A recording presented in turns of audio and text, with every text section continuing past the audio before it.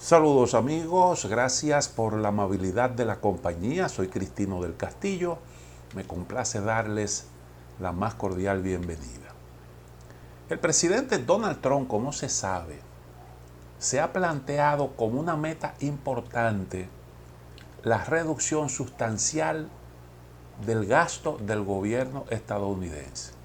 Y en consonancia con esto, con este propósito, con este objetivo, ha propuesto no solo la reducción del tamaño de la burocracia del Estado, sino también los ajustes necesarios en materia de política exterior que permitan un recorte importante del gasto de defensa.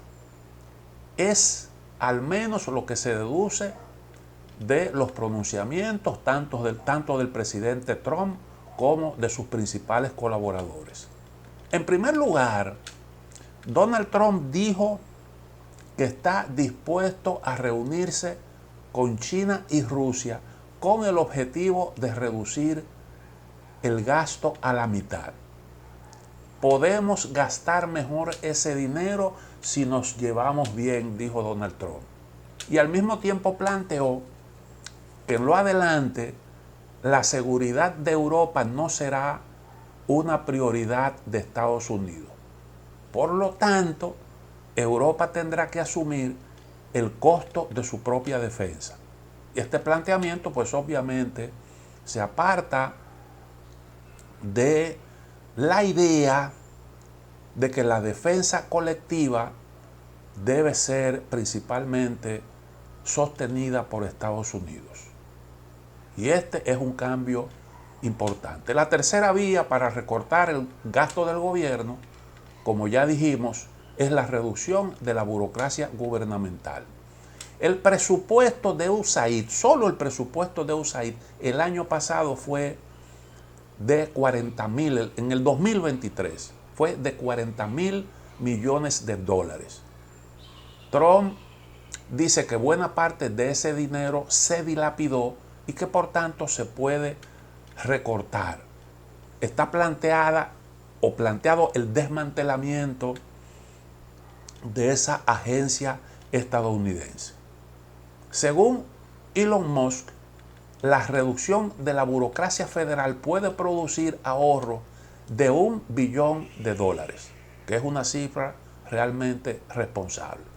Entonces, no es ocioso preguntarse por qué la administración Trump está poniendo tanto énfasis en el recorte del gasto hasta el punto de proponer ajustes radicales en la política de defensa.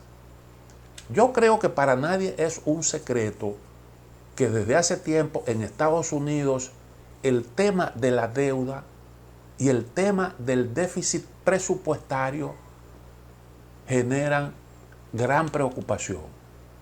A mediados del año pasado, Elon Musk, no olvido esto, desató una gran polémica al afirmar que con una deuda tan grande y un déficit presupuestario tan elevado, Estados Unidos se dirige directamente a la bancarrota. Y estoy citando a Elon Musk no porque haya sido el más elocuente presentando la verdadera naturaleza, el alcance de este problema que tiene en su economía Estados Unidos, sino porque además de entender el problema, su magnitud, la seriedad, lo que implica, Elon Musk es también un hombre influyente dentro de la administración de Donald Trump. Es una de las piezas claves actualmente del gobierno de Donald Trump. Entonces, para entender la magnitud del problema que está planteado, yo creo que vale la pena considerar la siguiente cifra. Estados Unidos ha acumulado una deuda histórica de 36 billones de dólares. ¿Qué tan grande es esta cifra? A veces se menciona sin que uno reflexione lo suficiente en relación con lo que ella representa. ¿Qué tan grande es esa cifra? Y para que se entienda, algunos especialistas han recurrido al siguiente ejemplo. Si usted toma 36 billones de dólares en papeletas de a dólar y lo pone uno sobre otro, eso haría una pila que llegaría 10 veces de aquí a la luna. 10 veces. Y eso da una idea realmente de la cantidad de dinero de que se trata. Es una cifra realmente fabulosa. Otra forma de visualizar la magnitud de la deuda es la siguiente. 36 billones de dólares equivalen al Producto Interno Bruto combinado de los siguientes países. China, que tiene un Producto Interno Bruto de 17,7 billones de dólares, India 3,7 billones, Japón 4,4, Alemania 4,2, Reino Unido 2,9, Francia 2,9, Brasil 2,3. En total, estos países, el PIB combinado de estos países suman 36,1 billones de dólares. Y entonces, la deuda de Estados Unidos es igual al tamaño de las economías de todos estos países que mencioné: China, India, Japón, Alemania, Reino Unido, Francia y Brasil. Eso realmente es mucho dinero, pero mucho dinero. Todo el dinero del mundo. Un país como Estados Unidos puede permitirse este lujo de acumular una deuda de ese tamaño solo por el hecho de que Estados Unidos tiene el dólar como moneda de reserva mundial. Y es lo que explica que Donald Trump en varias oportunidades haya amenazado al BRICS, al grupo BRICS, con sanciones si intentan sustituir el dólar. ¿Por qué? Bueno, porque Estados Unidos es la potencia que es actualmente, puede mantener más de 800 bases militares en todo el mundo y permitirse un gasto enorme solo porque tiene el dólar como moneda de reserva internacional, tiene esa maquinita que le permite simple y llanamente, imprimiendo monedas, resolver sus problemas y cubrir ese enorme déficit que tiene. Estados Unidos paga por su deuda paga anualmente en intereses 1,8 billones de dólares, que es también una cifra fabulosa, que se acerca al tamaño del PIB de México. Es decir, todos los años, solo por concepto de intereses de su deuda, Estados Unidos tiene que desprenderse de una cifra que es igual al tamaño de la economía mexicana. Eso da una idea del tamaño del problema que tiene realmente Estados Unidos. Obviamente que todo este gasto limita la capacidad del gobierno para invertir en infraestructura, en educación, en programas sociales, y además de eso obliga a la Reserva Federal a tomar medidas que pueden afectar las tasas de interés y también la inflación. Y en política exterior, como dijimos, el alto costo del servicio de la deuda puede restringir la capacidad de Estados Unidos para mantener su presencia global y financiar alianzas estratégicas, lo que puede provocar el replanteamiento de sus compromisos internacionales, que es lo que a mí me parece que está ocurriendo actualmente. Entonces, el déficit presupuestario de Estados Unidos es hoy de 1,8 billones de dólares. 1.8 billones de dólares. Si Estados Unidos se permite gastar por encima de sus posibilidades una cantidad de dinero que se aproxima al tamaño de la economía de Brasil, al PIB de Brasil. Eso no es realmente poca cosa. Y quiere decir, bueno, pues, que aquí está realmente planteado también un problema de crecimiento de deuda, porque el déficit se cubre con bonos del Tesoro de los Estados Unidos. Significa entonces que Estados Unidos va acumulando un déficit que es el equivalente, una deuda año tras año que es equivalente al tamaño del déficit. Ahora hay que preguntarse entonces, ¿en qué gasta Estados Unidos mayormente? Y la respuesta yo creo que es sencilla, fundamentalmente en defensa. El presupuesto militar de Estados Unidos es de 850.000 millones de dólares. Eso va camino al billón de dólares todos los años en defensa. En 1991, el presupuesto militar de Estados Unidos era de 400.000 millones de dólares. Y esto representa un incremento del 110% desde la caída de la Unión Soviética. En esa proporción ha crecido desde el 91 el gasto militar de Estados Unidos. Algo realmente asombroso. Muchos pensamos que luego de la caída de la Unión Soviética, entonces las cosas cambiarían para mejor, porque habría más recursos para invertirlo de forma productiva.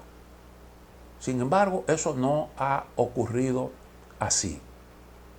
Y entonces, lo que hemos visto es precisamente todo lo contrario.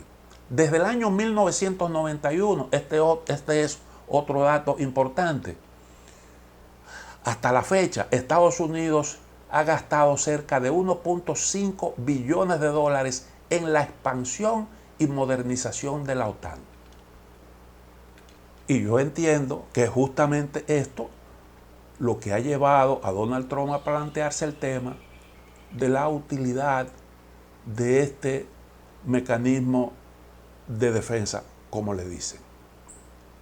En Afganistán y en Oriente Medio, Estados Unidos desde el año 2001 ha gastado la friolera de 6.4 billones de dólares.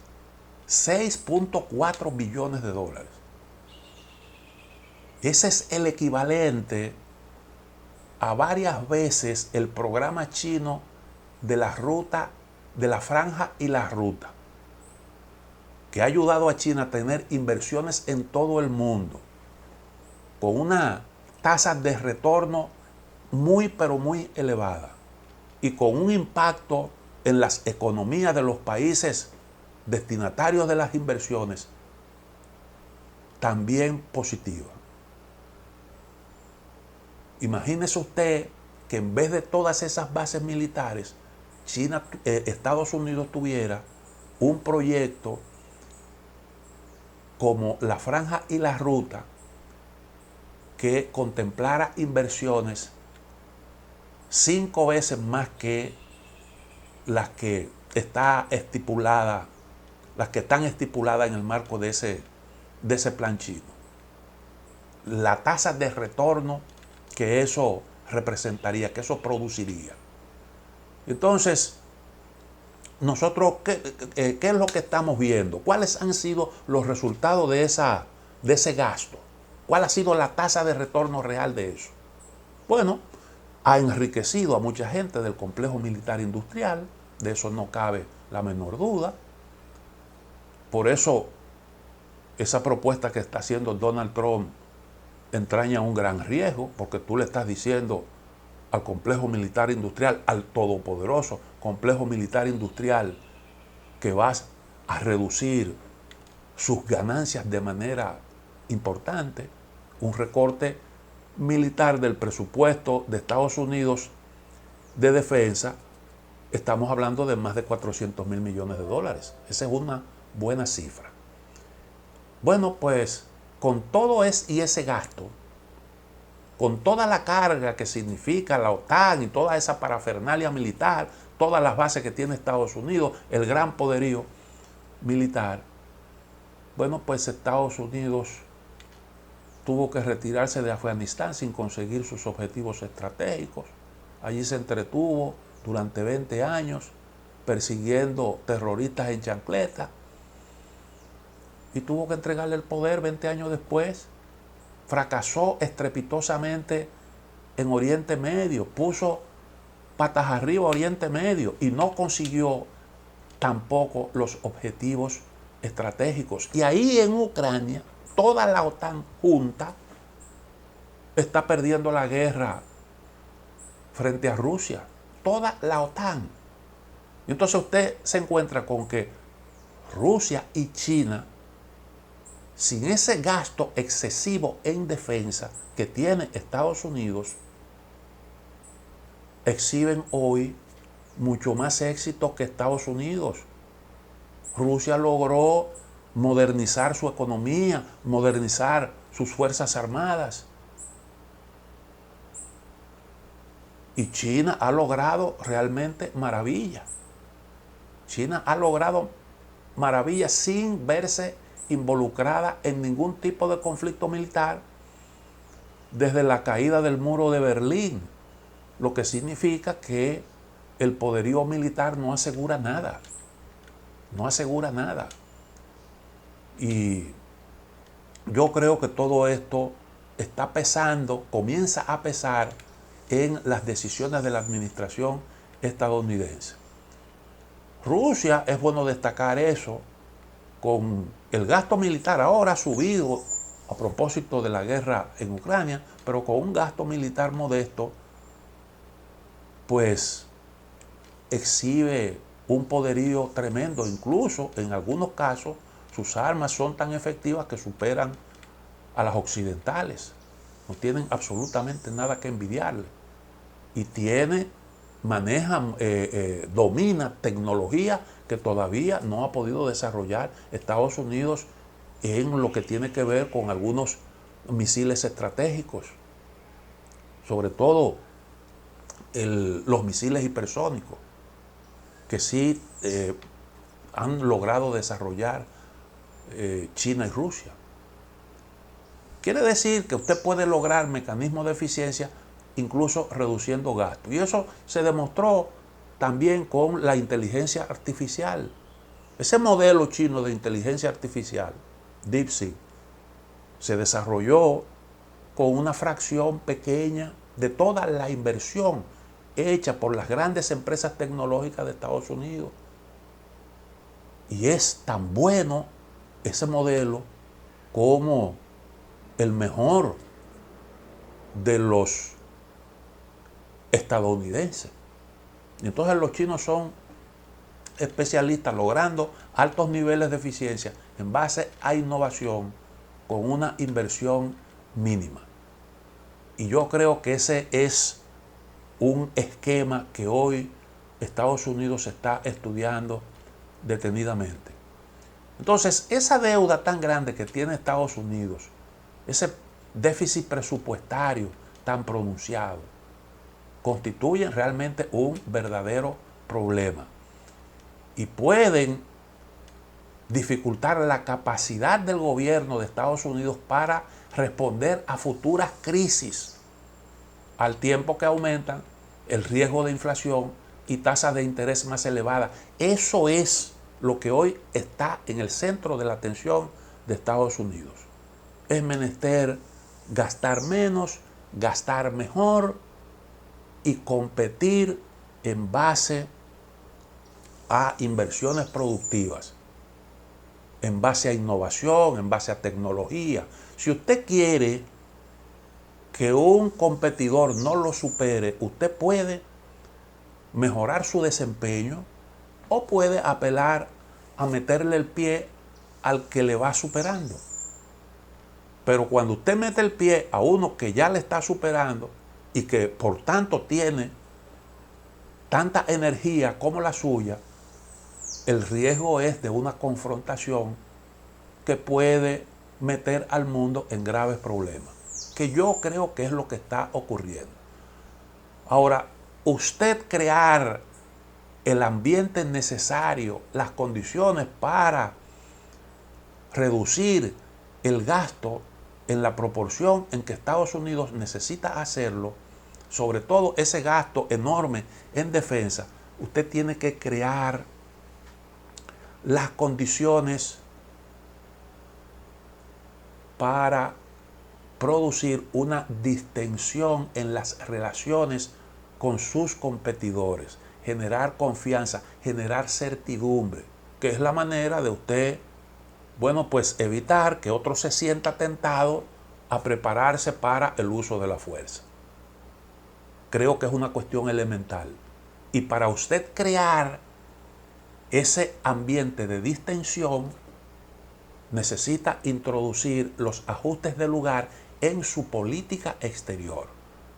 Por eso yo creo que lo que se ha esbozado hasta ahora mismo como objetivo de la administración de Donald Trump en materia de seguridad, en materia de defensa, a propósito del conflicto en Ucrania y a propósito de las rivalidades con China, eso implica una reconfiguración de todo el ordenamiento en materia de seguridad. Y por tanto se requiere que todos los grandes jugadores de la geopolítica mundial, los países que tienen incidencia en el curso de los acontecimientos a escala planetaria, se sientan cómodos, se sientan seguros. Y entonces eso pudiera desatar procesos virtuosos que redunden en beneficio de todos. Pero las cosas así suenan muy bonitas. Todavía estamos por ver el verdadero rumbo de la administración Trump. Hay algunas señales a veces que son preocupantes porque la administración Trump a veces es un poco caótica en materia de formulación de política. Muchos de sus planteamientos están plagados de contradicciones, se producen rectificaciones con frecuencia y uno pudiera pensar como que hay improvisación, hay otros que se plantean hasta dónde le quieren dar un caramelito a China y Rusia para que chupen y entonces Estados Unidos lograr posicionarse mejor, evitar que colapse Ucrania. Hay muchas interrogantes en el ambiente. Y bueno, pues esas interrogantes se van a despejar con el paso del tiempo. No obstante, yo creo que lo que se está planteando desde la administración estadounidense es positivo, es esperanzador y yo creo que no obedece a cuestiones coyunturales. Estoy convencido de eso. Pudiera equivocarme. Ojalá que no. Y lo digo porque Donald Trump hace tiempo que viene acariciando muchas de las ideas que hoy está planteando, que no pudo traducir a la práctica en su primer gobierno y que ahora ha retomado, lo que significa que él está convencido de que ese es el camino correcto. Tiene un equipo, está trabajando intensamente, tanto a nivel interno como a nivel externo, para de alguna forma poner en práctica todas las que fueron sus promesas y esa visión que él tiene sobre lo que es necesario para que Estados Unidos, como él dice, vuelva a ser grande otra vez. Bueno, gracias por la amabilidad de la compañía.